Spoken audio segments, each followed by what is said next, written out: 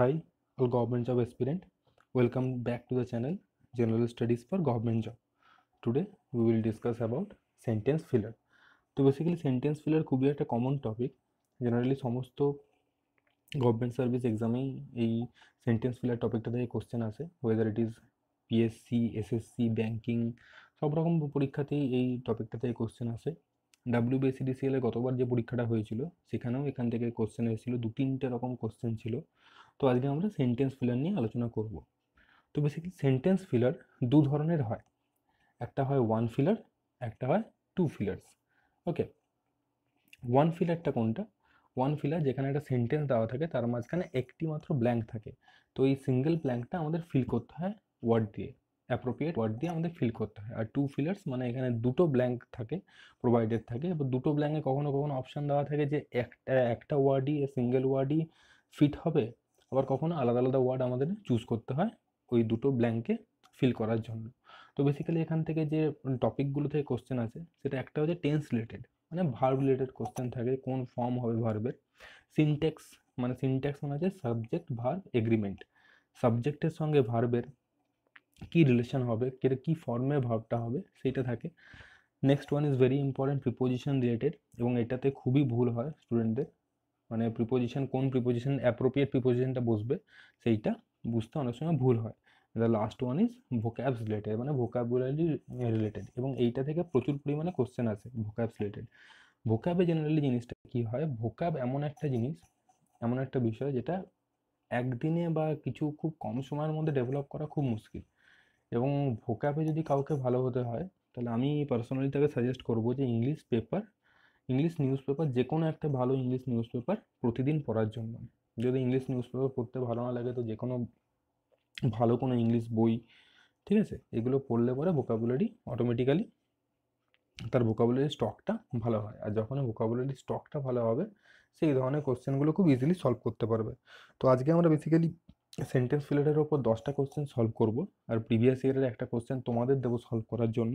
সেটা তোমরা সলভ করে আমাকে কমেন্ট সেকশানে কমেন্ট করে বলবে তার আনসার কোনটা হবে।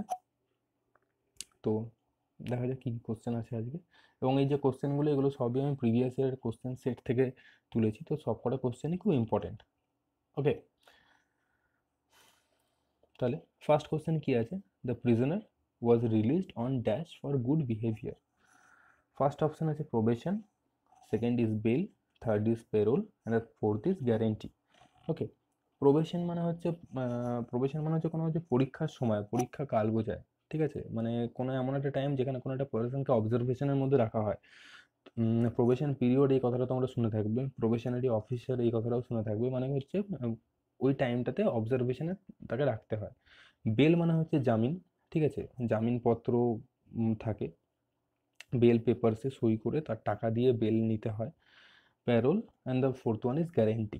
তো দেখো এখানে কোশ্চেনে আমি যেটা একটা জিনিস বলি যে এই ধরনের কোশ্চেনগুলো সলভ করার জন্য প্রথমে কোশ্চেনটাকে খুব ভালো করে পড়তে হবে, একবার ভালো করে রিডিং দিয়ে আমাদের কোশ্চেনের থিমটাকে বুঝতে হবে, মানে সেন্টেন্সে কী বলতে চেয়েছে তার থিমটা আমাদের আইডেন্টিফাই করতে হবে। ঠিক আছে, দেখো এটা পড়ে মনে হতে পারে the prisoner was released on bail, এটা কিন্তু একটা কারেক্ট সেন্টেন্স, কিন্তু তারপরে দিয়েছে না ফর গুড বিহেভিয়ার। তো যখন এই গুড বিহেভিয়ার আসে তখন কিন্তু বেল হয় না জেনারেলি, তখন পেরোলে মুক্তি পায় কেউ। ওকে, তাহলে এখানে অপশন হবে payroll, payroll will be the correct answer. And now the second question, I dash you to beg quiet. First one is beg of. Beg of মানে হচ্ছে অনুরোধ করা, বেগ মানে হচ্ছে ভিক্ষা চাওয়া, বেগ ফ্রম এটা লিটারেলি সেরকম হয়তো কোনো মানে হয় না। আর বেগ ফর হচ্ছে কাউকে কোনো কিছুর জন্য অনুরোধ করা। ওকে, তো বেগ অফ মানে হচ্ছে অনুরোধ করা, শুধু বেগ অফ এই ওয়ার্ডটার মানে হচ্ছে অনুরোধ করা। তাহলে আমি তোমাকে অনুরোধ করছি তুমি চুপ থাকার জন্য। তো এখানে বেগ অফটা হচ্ছে আর খুব মানে সব এই চারটে অপশনের মধ্যে সবচেয়ে বেশি অ্যাপ্রোপ্রিয়েট। তো that's Y beg of will be the answer. And the third question, please do not dash an offer made by the chairman.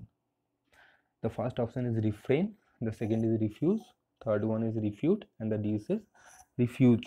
Okay, refrain মানে হচ্ছে নিজেকে কোনো কিছু থেকে বিরত রাখা। ওকে, to stop oneself from doing something, that is the meaning of refrain. Refuse মানে হচ্ছে প্রত্যাখ্যান করা, রিফিউট মানে হচ্ছে কোনো কিছু ভুল জিনিস, something which is proved to be wrong. Refuge মানে হচ্ছে শেল্টার, মানে সুরক্ষিত কোনো shelter, okay, shelter for any safe place, that is call refuge. তো কি বলছে না, please do not dash an offer made by the chairman. তো এখানে দেখো refuge will be the appropriate option. And the fourth question, the pilot was dash injured, he died within an hour. The first option says seriously, fatally, fatefully, vitally. তাহলে আমি একটু আগেই তোমাদের বললাম যে এখানে আমাদের কোশ্চেনের থিমটাকে আইডেন্টিফাই করতে হবে। কি বলছে না, দ্য পাইলট ওয়াজ ইনজিওর্ড। তাহলে দেখো এখানে আবার দুটো অপশন কিন্তু মিল খাচ্ছে। একটা হচ্ছে the pilot was seriously injured,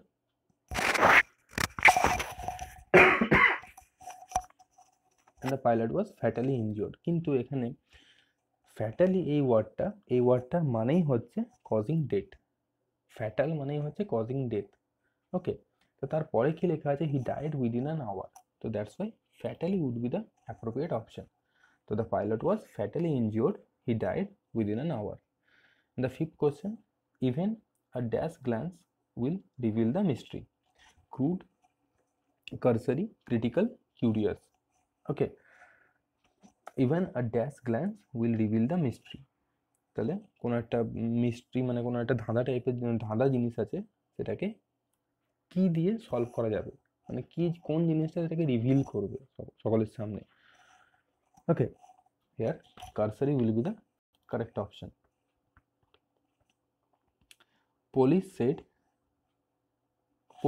He said would in dash the matter at once, okay.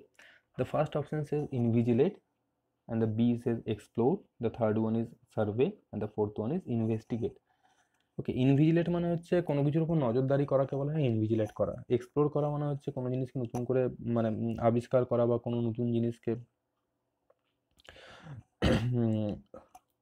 Explore something means to redefine something, that is call explore. Survey করা মানে তো জানো, আর ইনভেস্টিগেট মানে পুলিশ জেনারেলি ইনভেস্টিগেট করে কোনো জিনিসের অনুসন্ধান হোক বা যেটাকে বলা হয় মানে ইনভেস্টিগেশন, তো সেটাই হচ্ছে পুলিশ জেনারেলি ইনভেস্টিগেশন করে। তো এখানে কি হবে না, police he said would investigate the matter at once, তো here D would be the correct option. Number 7, his dash direction mislead us, we did not know which road to take, মানে কেউ কোনো একটা কিছু ভুল কোনো ডাইরেকশন দিয়েছে, সেই জন্য রাস্তা হারিয়ে ফেলেছি আমরা। The first one is complex, the second one is obscure, and the third one says mingled, and the fourth one is vo, okay. So his dash direction mislead us, we did not know which road to take, তাহলে এখানে কি হবে, এখানে ভ would be the appropriate option. এখানে একটা option আছে দেখো, মিঙ্গেলড মানে হচ্ছে কোনো কিছুকে মিক্স করা, mixed up something means mingle up. Now comes to question number 8, which says health is too important to be dash. The first option says discarded, the second option says detested, and the third one neglected, and the fourth one is despised. তাহলে এটা একটা grammar থেকে একটা এসছে, এরকম একটা question থাকে, একটা ফরম্যাট হয় TOO আর TO, ওকে। তাহলে এই সেন্টেন্সটা যদি অ্যাকচুয়ালি এখানে অপশন হবে নেগলেক্টেড, আর এটাকে যদি সিম্পল সেন্টেন্সে করা হয় তাহলে কি হবে, কম্পাউন্ড সেন্টেন্স করলে পরে the health is so important that it can not be neglected, okay. তাহলে নেগেটিভ সেন্টেন্সকে পজিটিভ করার জন্য TOO আর TO ইউজ করা হয়, TOO2 আর TO2 এটা ইউজ করা হয়, তাহলে কি হবে না, health is too important to be neglected. Question number 9, I keep all my dash papers in a lock and key, মানে আমি আমার নিজের সমস্ত পেপারকে কোনো সুরক্ষিত জায়গায় রাখি। তো অ্যাকচুয়ালি আমরা সুরক্ষিত জায়গায় কোন জিনিসটাকে রাখি, যেটা আমাদের কাছে কনফিডেন্সিয়াল হয়, যেটা আমরা সকলের সঙ্গে শেয়ার করতে চাই না, সেই জিনিসগুলোকে আমরা সুরক্ষিত জায়গায় রাখি। তাহলে এখানে কি অপশন আছে, কনফিডেন্সিয়াল, ইউজফুল, নেসেসারি, রিকোয়ার্ড, ওকে। তো confidential will be the answer. Although they were not rich, they always wear dash clothes.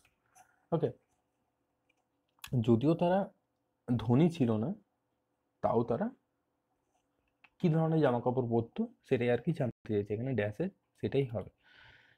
তো কি হবে না, first one is respected, the second one is respective, and the third one is respectful, and the fourth one is respectable.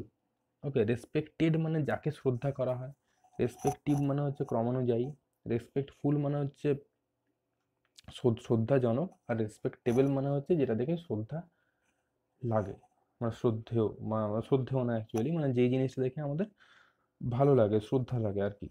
ঠিক আছে, তো এখানে কি হবে না, although they were not rich, they always were respectable ক্লথেস।